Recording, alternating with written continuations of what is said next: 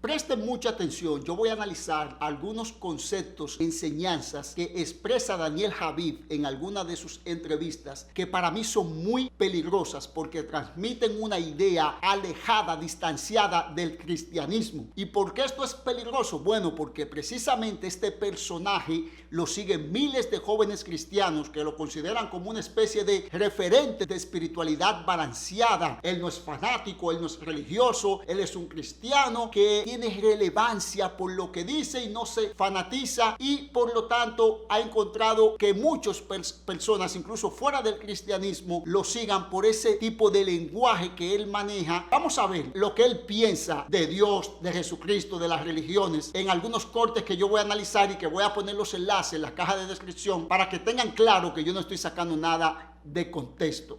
Pero yo veo a Dios como un artista creativo, muy creativo. Volteo a ver a Jesús como un libertador, como un líder espectacular. Y la religión lo ha hecho muy mal.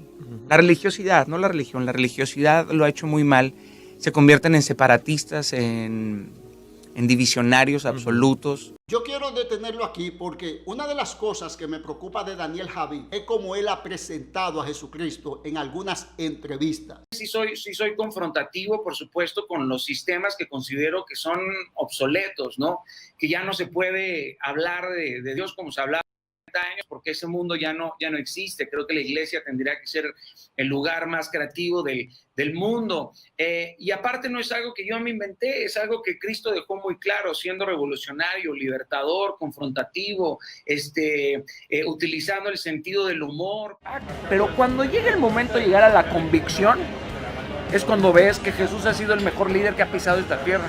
Claro. Se iba a morir, sabía que se iba a morir, sabía que le iba a doler, lo traicionaron, le fallaron y de todos modos se subió a la cruz. Wow. Eso es tener una convicción, y cuando te trepas y dices, consumado es, con su permiso me voy. Claro. Esas son convicciones, porque por las convicciones estás dispuesto a morir. Totalmente. Por Wow, las me encantó creencias eso. no, por las convicciones estás dispuesto a morir. Noten ustedes cómo se refiere a Jesús como un libertador, como un líder espectacular. Cristo es algo muy revolucionario, querido. Es alguien muy confrontativo. Porque yo le digo, yo quiero ser el primero, y él te dice, sé el último. Siéntate en la última banca. Yo quiero guerra, y él me dice, trae paz. Entonces te confunde, ¿me entiendes? Y cuando lo miras como un maestro, quitándole por supuesto la parte de ser hijo de Dios, cuando lo miras y lees lo que él dice, hay que tener mucha certeza para decir, miren muchachos, yo soy el hijo de Dios, en 3 días me muero y resucito. No hay que estar loco, bro. En el Imperio Romano hay que estar. Es curioso que así mismo es como lo presentan los comunistas, como un libertador. Así mismo también lo presentan el grupo LGBT. Muchos de esos grupos aman a Jesús porque lo consideran un libertador de los oprimidos, que lucha en contra de los opresores, que oprimen a minorías LGBT y otros grupos que apoyan el derecho al aborto y todo eso. Precisamente así es que presentan a Jesús: el libertador, el líder revolucionario espectacular. Yo soy cristiano y cada día me siento más identificado con la corriente del cristianismo auténtico, el cristianismo revolucionario. ¿Cristo qué fue? Un revolucionario, y por eso lo crucificaron los ricachones. Jesucristo fue el primer antiimperialista que se conozca de la historia moderna. Evo Morales hizo referencia este jueves de Semana Santa, afirmando que la lucha de Jesucristo fue en contra de las oligarquías de esos tiempos. El jefe de Estado detalló como católico de base, seguidor y admirador de Jesucristo, que su lucha era por la hermandad, igualdad y la dignidad de los pueblos. Noten cómo él plantea la posibilidad de ver a Jesús, si tú quieres, no como Dios, sino como un maestro. Y cuando lo miras como un maestro, quitándole por supuesto la parte de ser hijo de Dios, cuando lo miras y lees lo que él dice. ¿Cómo presenta el cristianismo a Jesús? ¿Como un simple líder? Sí, Jesús fue un líder. ¿Como un revolucionario nada más? Sí, Jesús de alguna forma revolucionó muchas ideas, pero Jesús es más que eso. Fundamentalmente en el cristianismo, Jesús es el Hijo de Dios, es Dios mismo que viene, se hace carne y viene a quitar el pecado del mundo, a salvar al mundo de sus pecados, para reconciliarnos con Dios, y todo aquel que le recibe por fe, Él le da potestad de ser hechos hijos de Dios, y ahí es que reciben la verdadera libertad, la verdadera transformación. Es muy común en estos predicadores motivacionales presentarlo como ese gran motivador y ejemplo que quiere simplemente hacer que tu vida sea mejor, más próspera. Sigamos viendo su concepto o sus ideas sobre la religión y vamos a volver a la entrevista de Cala. ¿Asistes a una iglesia cristiana? Voy a una iglesia ¿evangélica? Cristiana. No, es que esos son apellidos. Ah, ok. Yo soy cristiano porque sigo a Cristo, porque mi vida gira cristocéntricamente. Exacto. Pero Cristo dijo, síganme a mí, no a los cristianos. Tengo amigos ateos, agnósticos, musulmanes, budistas. Hay algo mucho más profundo que nos une y parecería que Dios es el puente que nos une a todos. Es un puente muy corto. Pues yo sigo a Cristo, no sigo a los cristianos. No formo parte de ninguna corriente eclesiástica, ¿no? Y aunque siempre buscan ponerme una etiqueta, porque cuando tú le pones una etiqueta a algo como que deja de generarte miedo, pero cuando tú no puedes definir algo como que la mente siente cierto temor. Este señor, que supuestamente es cristocéntrico, él de alguna forma le resta importancia, minimiza el cristianismo cuando dice, yo sigo a Cristo, no a los cristianos. Se le ve como este tipo de líder religioso que precisamente con ese temor de no querer parecer fanático, de no querer parecer evangélico, se parece también a Mahatma Gandhi cuando dijo, me gusta tu Cristo, pero no me gustan los cristianos. Y esto es peligroso cuando alguien que supuestamente se identifica como cristiano y que es seguido por jóvenes cristianos estén promoviendo de alguna forma minimizar el concepto del cristianismo. Y es el cristianismo que presenta al único Cristo verdadero, ese Jesucristo que nos lleva a Dios, el único camino, y este señor de alguna forma minimiza ese movimiento llamado cristianismo. Pero no solamente eso, sino que luego vemos cómo él habla de que todas las religiones, vieron ustedes, budista, musulmán,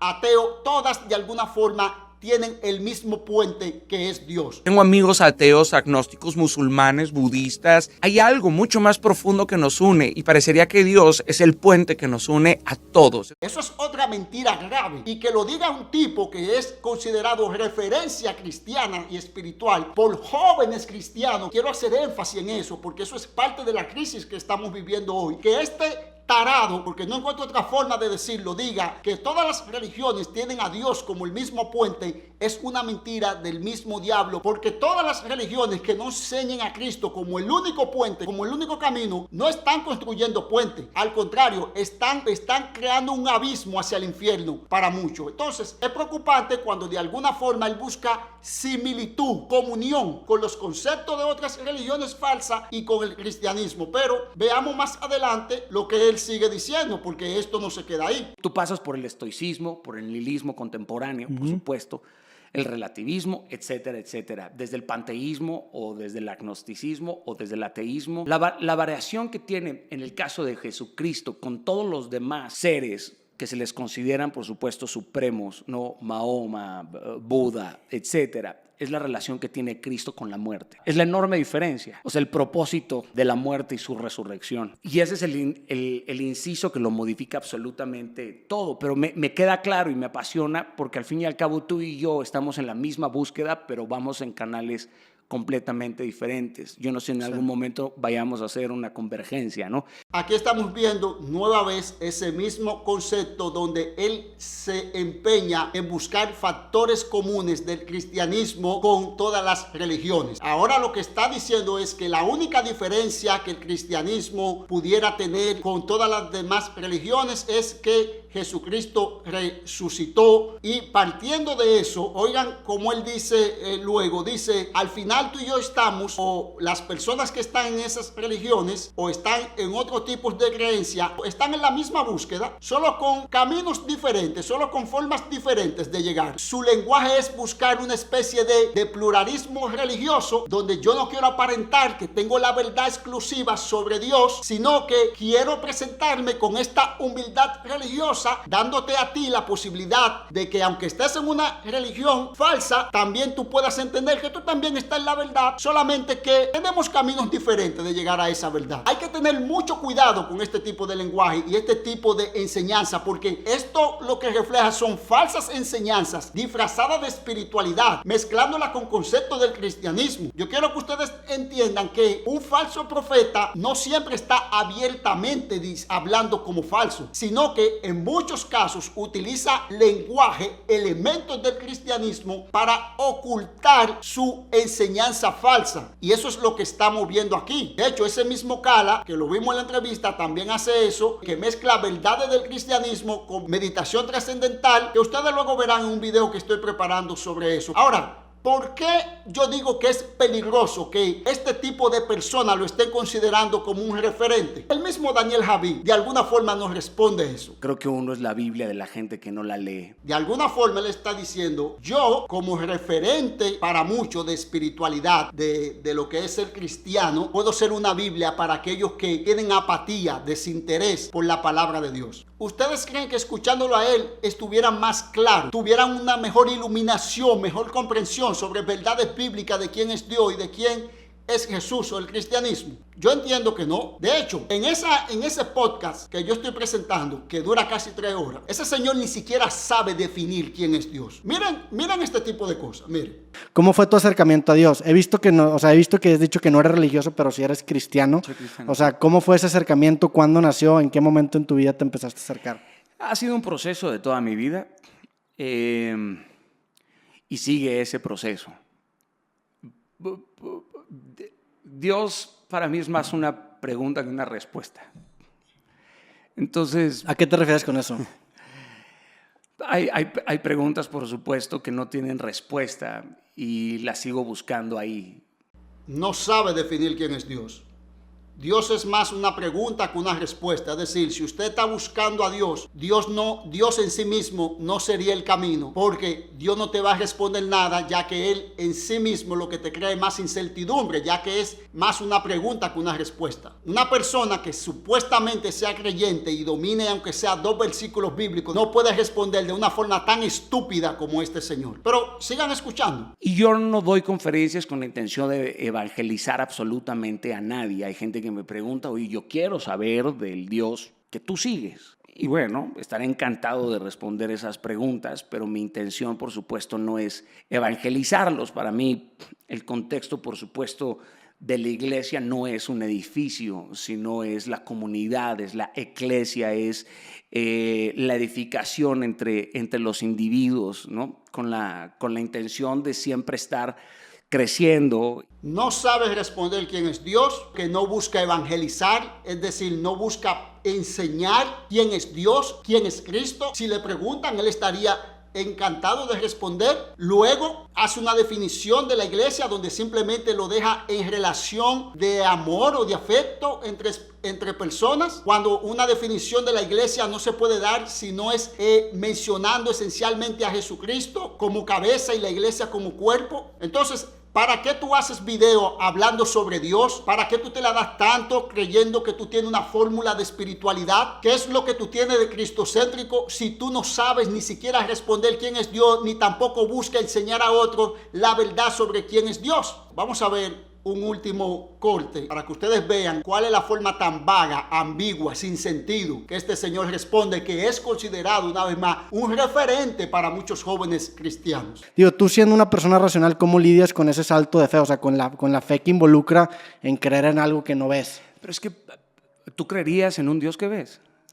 Probablemente. Porque yo he construido... Yo creo que lo juzgarías, lo racionalarías, sí, le exigirías. Es que yo he construido toda mi visión de la realidad con lo que me dictan mis sentidos. Le están preguntando cómo es que si él es un ser racional, cuáles son sus conclusiones lógicas para llegar entonces a tener fe. Respondiendo él como un tarado, lo que dice es, ¿tú creerías en un Dios que ve? No responde nunca contundentemente. Oigan la pregunta, ¿tú creerías en un Dios que ve? Es decir, ¿qué sentido tiene creer en Dios si tú puedes verlo? Y yo me pregunto, las personas que vieron a Jesucristo y creyeron en Él como Dios, cuando vieron a Jesucristo sanando, haciendo milagros, perdonando pecados, hablando con autoridad, viéndolo y creyeron en Él y creyeron en Dios por Él, no lo vieron a Jesucristo. No fue el mismo Jesucristo que dijo, el que me ha visto a mí ha visto al Padre. Ahora, ten en cuenta que lo que nos lleva a creer en Dios no es ni siquiera haber visto a Jesucristo como tal. Por eso yo digo que Él no responde nunca nada. ¿Por qué creemos en Dios? Somos personas, la Biblia dice que estamos muertos en delitos y pecados. Nuestro entendimiento está cegado, está entenebrecido, no vemos, somos ciegos espirituales y no podemos llegar a Dios por sí mismo. Por lo tanto, no es suficiente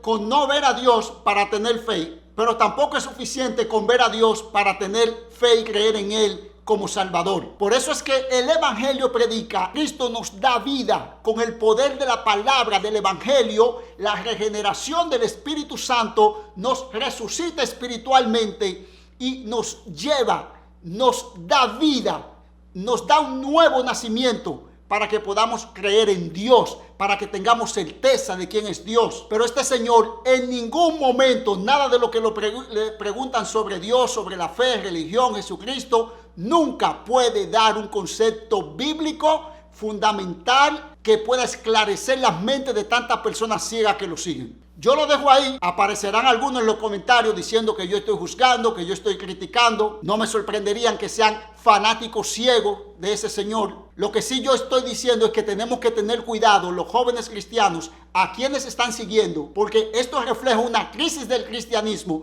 que personas como este tipo, parece un neófito, sea de un referente de espiritualidad y de muchos jóvenes cristianos. Déjenme un like si el video les ha gustado, así me apoyan en este canal para seguir haciendo contenido. Les invito a compartirlo también si el video les ha edificado. Les invito también a suscribirse a este canal.